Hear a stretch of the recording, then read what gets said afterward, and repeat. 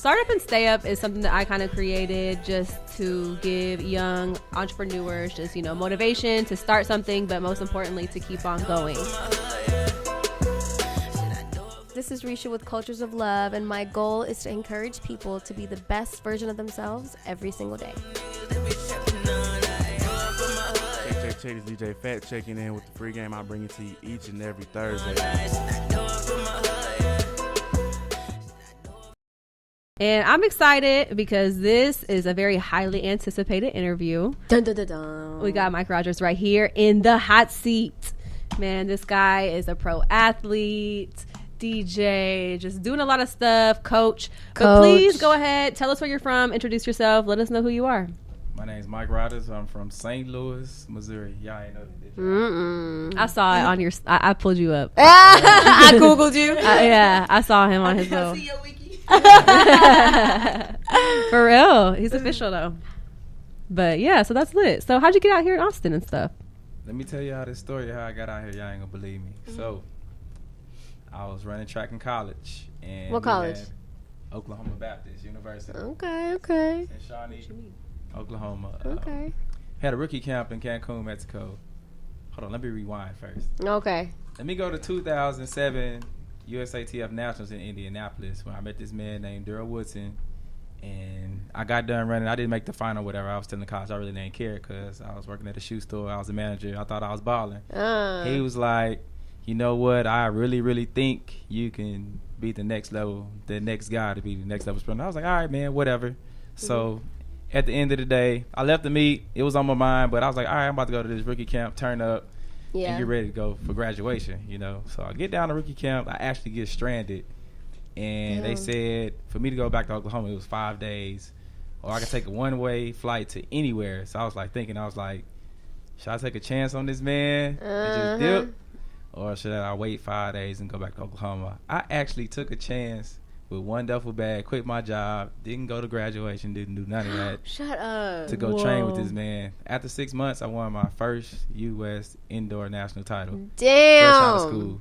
It was crazy. That is so he live. really knew what he was doing. He really knew what he was doing. All it takes is that one person to like take a chance on you, believe in you, and your whole life will change. Yeah, it can be life changing. That's Damn. crazy. So is track a passion of yours, or is it more of like a hobby? You know what? Like a job. At first, I didn't like it. You didn't like it? Because I was a basketball player, football, and that's what I played. And I just end up getting a scholarship at it because all the other marbles didn't fall the right way. For football, I broke my ankle my senior year. I signed to Miami to play football. So I could have been on that national championship team they won that year. Cause that was the year I signed. They ripped my scholarship homecoming because I broke my foot. I could have went to Xavier and played basketball. I missed my whole senior season playing basketball, so all I could do was run track. And I ended up getting recruited at Iowa State, and I ended up signing there, but they recruited me illegally. So, yeah, I got kicked out around spring semester right before the spring game or whatever for football. Wow. Before I even got to running track, and I ended up transferring to this little bitty school called Lindenwood in Missouri. Got there J-term or whatever. They didn't have no scholarship, so basically I was a walk-on. No scholarship, got on the team, was one of the best guys on the team. Half trained and still was fast, but my heart wasn't into it. And then I finally walked onto the basketball team. They gave me a scholarship. So I was putting track like second. Yeah. I would go out there whenever I feel like because I was playing basketball. So me and my roommate were the two guards on the team. He's the point guard. I was a shooting guard. So I liked that. So I just loved basketball. I played basketball since I was 7 years old. But at the end of the day, they brought me there for track, so they made me quit the basketball team to come out there to run track. So I had to take track seriously, and then this big old scandal went down, and all the coaches got fired. What? Yeah, it was what bad. Scandal? Tell me the tea. Scandal was what like happened? They was stealing money, messing with the girls. Damn. And I'm keeping it like that. You know what I'm saying? I had a young coaching staff, so they was just damn. They made somebody on the team mad. They turned in the tape, and the president. A tape? Yeah. The president seen the tape. The president seen the tape. Did you see the tape? Were you in the tape? We all seen the tape. Were you in the tape? I wasn't in the tape. Okay. It was the coaches and the athletes. Okay. Damn. That's what happened, and they let me go. They released me, and that's how I ended up at Oklahoma Baptist. Then when I got there, it was a culture shock because I was in the country, and I was like, well, I might as well train to see where I can go, what I can do, and I end up being who I am today. Wow. With that being said, like just like kind of like the corruption, which industry do you think has more corruption, like the athlete side or the music side?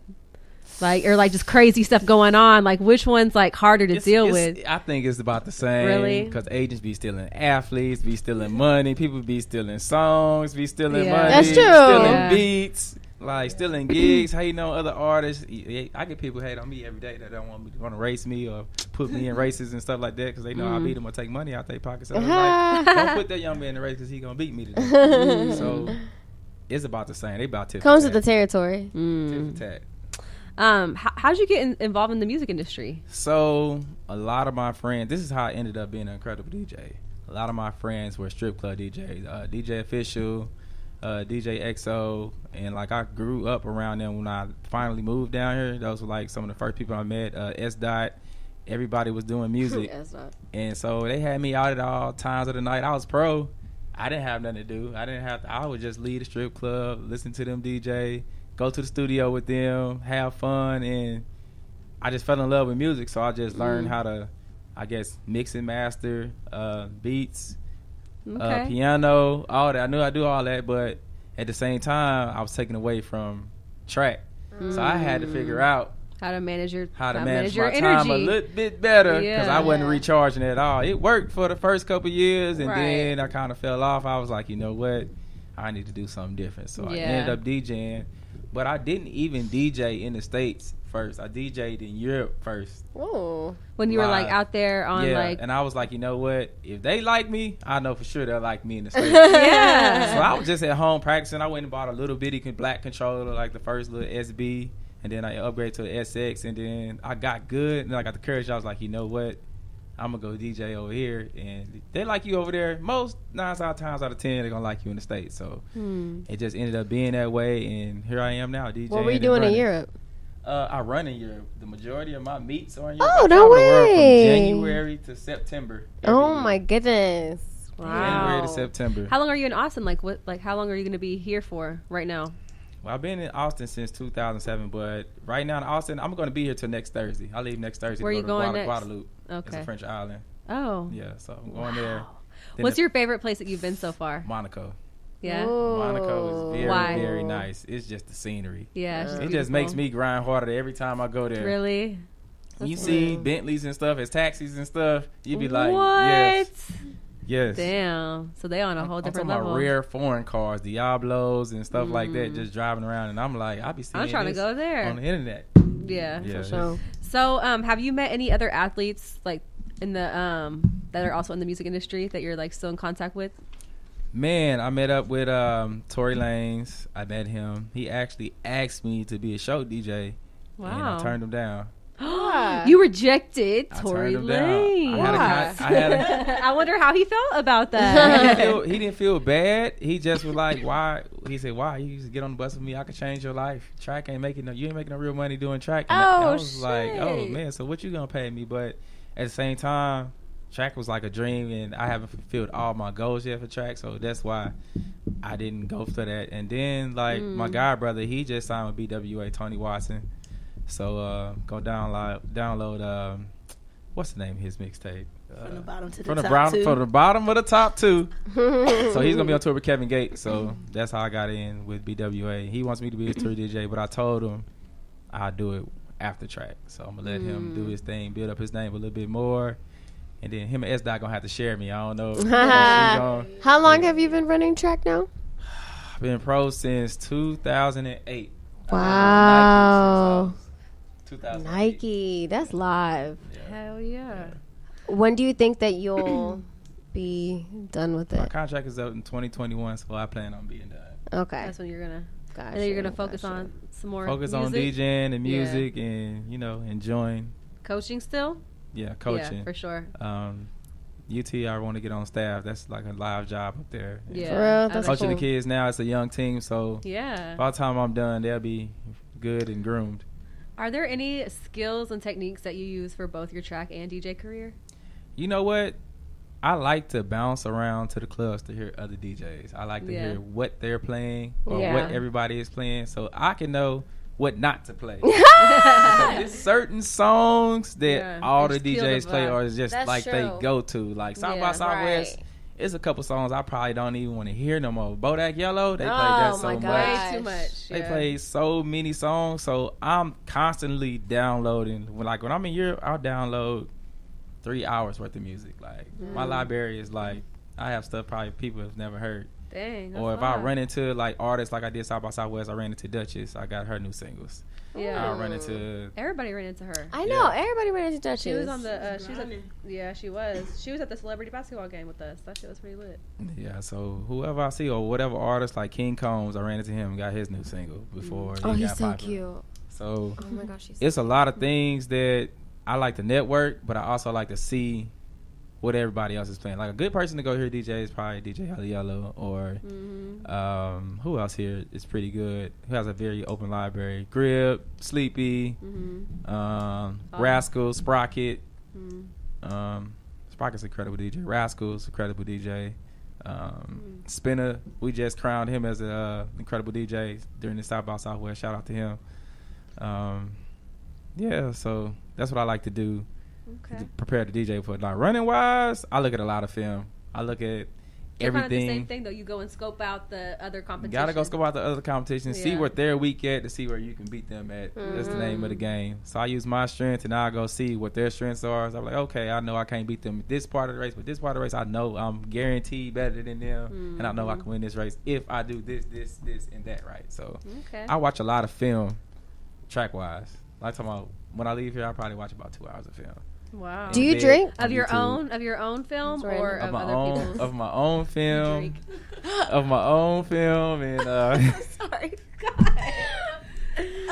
I thought the conversation was done. That's why I asked. Film and other people as well. Okay. No, but go ahead, Risha. Ask the question because I want to know too. Okay, I just really want to know because like I'm trying to this fitness life and drinking is like a big part of it, and you are a part of that party life. So do you drink whenever you DJ or you don't drink at all? You know what? In the off season, I do drink. But in season, I'm going to tell you this right now. This man right here with this camera over here, he'll slap a drink out my hand. Yeah, because that's like my trainer. Like he is very strict and drinking plays a big part in your performance and your mental. Like it's crazy how much alcohol has an effect on you. So like right now, I don't even drink juice right now. It's straight water. Yeah. Straight water. No juice. No tea. So for how long? Like how? Water. Is it because you've been doing? Is it because you've been doing this for so long? You're like mentally. Well, I know. Well, this is the first year I've like really just got off like sugar, like strong sugar, because it's harder to process. Like, you have a lot of lactic acid. That's a lot true. Your recovery is not as fast. So I just been drinking water and I just been performing better this year. So wow. I just been sticking to water. So I go get me some aqua hydrate or have the flask that he got me with the alkaline flask with the filter. And I just drink water all day. I get thirsty. I got water in my car. Yeah, water. Bed. Me. Water. Everywhere. Water. How much water you drink a day? About 2.5 gallons. 2.5 gallons. And I go through a gallon probably at the gym. Have y'all tried to drink a whole gallon? Yeah. 2.5. When I leave my first practice, I know you've been peeing all day. After my first practice, like at weights, I'll be done with at least almost a gallon. I have like maybe this much left. Yeah, working on training. And what about the recovery process? Like how often are you like taking care of your body? Like I get massages once a week. Okay. I go to this place called Liquid Floats. It has 3,000 pounds of ass massage. Yeah. Oh yeah, that place is cool. That place is really dope. Where do you go? It's here in Austin? Yeah, it's off Anderson Mill. Yeah. I went to I tried that too. That shit's pretty live. I want to try it again though. I don't feel like I got like the full. Hey, what about your meal plan? Like, what do you eat? Like, what's your diet consist of? Right now, no fried food, baked food, no red meat, turkey, chicken, fish. So, how did it feel to have won 2 silver medals in the 2016 Olympics? You know what? I didn't win 2 silver medals in 2016. You did it? No. I swear that's what it said on your 12, sheet. we got a silver. 2012, I have a silver. And 16, we got disqualified after we got the medal. But you still got it though. I still got it, but we got disqualified. After so they took it away? Yes, they took it away. Damn. Why'd you get disqualified? Because we were a centimeter outside the zone. That's what happened. No. Yes. Damn centimeter. What's a centimeter? Like your little pinky, like right this here. paper and that right there. Shut up. That's some. How do they see that? Another team had a camera. Great Like Britain. they have a camera like right there. Looking. Great Britain, some Oh haters. my They God. always Great hate on Britain. us. They Damn always Britain. hating on us. That is British. crazy. Yeah. Damn, that I'd is have been crazy. mad as hell. So how did that feel? Like knowing that you won, but then it was taken away from You you. know what? After doing a full victory lap and then getting your medal taken away at the end of That's all some of that, bullshit. that's some bull. And like, yeah, TMZ, Rejection. Ball Alert, they let us have it. We were Damn, for so real. many memes, yeah. They had us with the Jordan faces and everything. Like Damn. 2016, they got us good. They But, still be talking shit. man, to this yes, day? They still do. They always talking about USA relays can't get the job done, but yeah, Wow. they be hating on us. They Aww. don't know nothing. They don't know They nothing. don't know nothing. But how did it feel though? Like to be, because that's like a huge deal. Like, how does it feel to just like hold that and be able to be an Olympian? Well, the Olympics is just a huge deal in general because. Yeah. Of course. My sport is really not recognized on the other years outside the Olympic year. Like you guys probably only follow track during the Olympic year, but my sport happens every year. We have a world champs every year. We have all kind of different meets and stuff overseas, and people don't keep up with that. So, like if you follow me, I usually post something about, oh, I'm running here, watch me on here, because I want track to be exposed on a bigger platform. Yeah. And once we do that, the more money and revenue we can get, because it was only limited to like maybe 3 or 4 athletes. Like everybody know Usain Bolt because he has the Yeah. world record and stuff like that. But at the same time, it's athletes just as good as him, like me. I've almost beat Usain Bolt What? a few times. So you have to put yourself out there and brand yourself right. So now it's 2018, so 2019, 2020 is all about branding, so you can get these sponsors to get behind you in 2020 to collect those checks. For sure. Which sport would you say was the most or is the most challenging? Like I know you said you play basketball and football, and now you're really invested into track. Which one was like kind of like the most challenging for you though? I think the most challenging is football. Yeah. Because everybody's looking for a specific type of player, and they're not looking for something that they want a dream player, 6'1", 6'2", 210, run a 4.3, but you're not gonna find that. Somebody's gonna always be good at something or lacking something. Right. So they have to take a chance on you, and you have to stay healthy, and you got to outperform everybody else that's bigger than you if you're a smaller Yeah, you athlete. gotta work 10 times harder. Exactly. But it's a lot of athletes I know that run track that are NFL. Tyreek Hill played for Kansas City Chiefs. DeAnthony Thomas. Marquise Goodwin. He from UT. He is a wide receiver. Great friend of mine. Cool dude, but he's small, but he's made it. He's San Fran's main man right now. So I mean, shout out to Marquise too. Okay. Who are some of your favorite artists and DJs out here in Austin right now? Helliella, my boy. Rascal.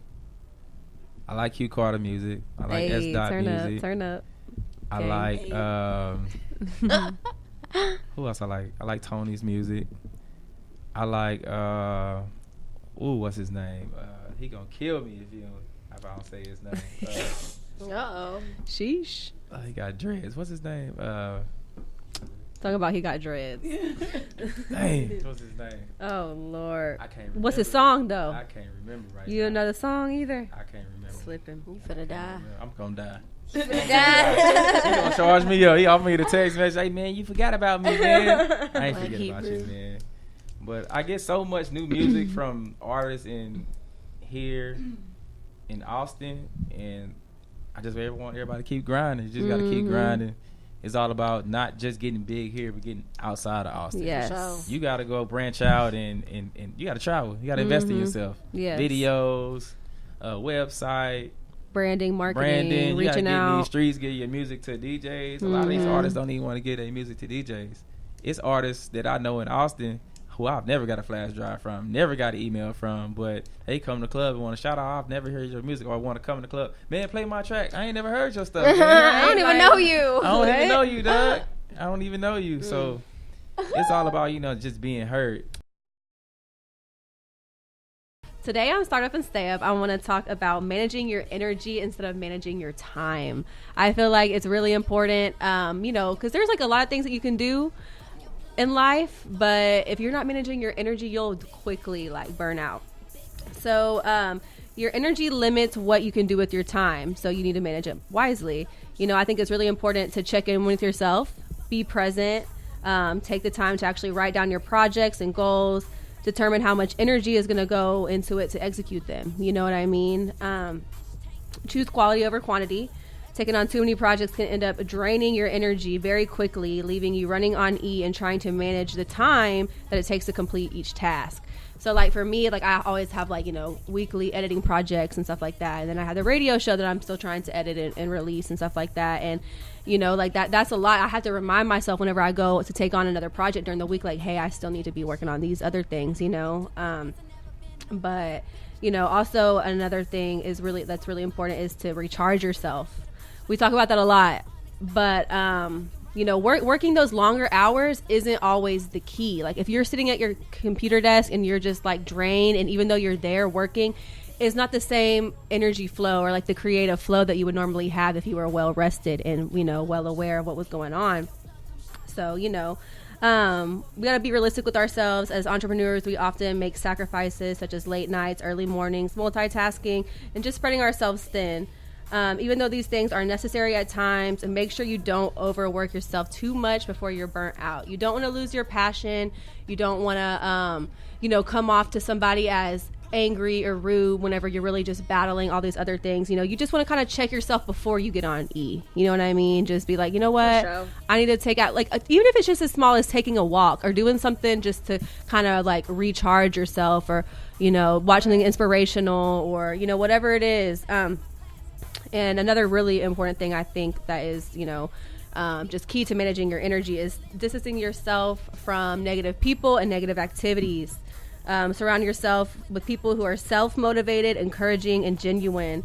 You know, who you surround yourself with has a major impact on your life and, you know, just your overall lifestyle and, you know, mindset. So, you know, just work on managing your energy. I think it's really important. This is Risha with Cultures of Love, and my goal is to encourage people to be the best version of themselves every single day. Y'all, I've been facing rejection. I've been facing some rejection. How can they reject you? I'm saying, how? But you know what? Like, it comes with life. Like, I guess it's just one of those things where, like, God's trying to teach me something. Yeah. And humble me, I guess, you know what I'm saying? But I had to research and Google, like, how to deal with rejection. So that brings me to my segment, dealing with rejection. So it's talking about how mentally strong people use pain to grow stronger and become better. Number one is that they acknowledge their emotions. So rather than suppressing it, ignoring it, and trying to play it off and trying to be cool with it, they actually address it.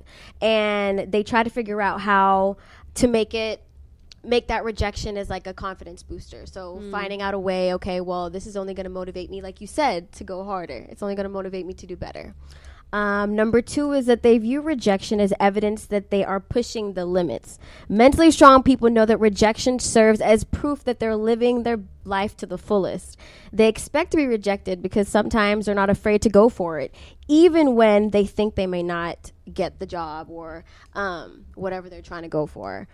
So if you never got rejected, you may be living inside of your comfort zone, and nothing ever grows inside of the comfort zone. So, I feel that. so I you feel know, that. you That's know. Facts, girl. Number three is that they treat themselves with compassion.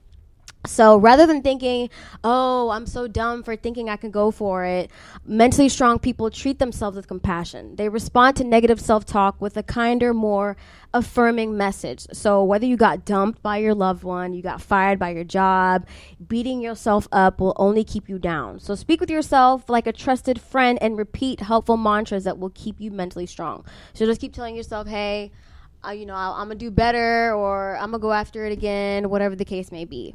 Number four is that they refuse to let rejection define them. Mentally strong people don't make generalizations when they get rejected. If one company turns them down for a job, they don't think of themselves as incompetent. They keep rejection in proper perspective. So one person's opinion or one single incident should never, ever define who you are. So don't let your self-worth be dependent upon other people's opinions of you.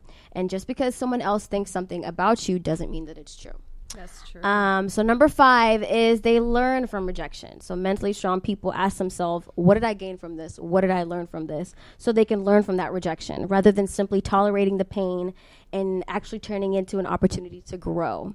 So with that being said, whether you learn from areas in your life that you need to improve from, recognizing that being turned down isn't as awful as you might think it is, rejection can be a good teacher. So use rejection as an opportunity to move forward with more wisdom. Or as I like to say, rejection is a redirection for something better. Ooh.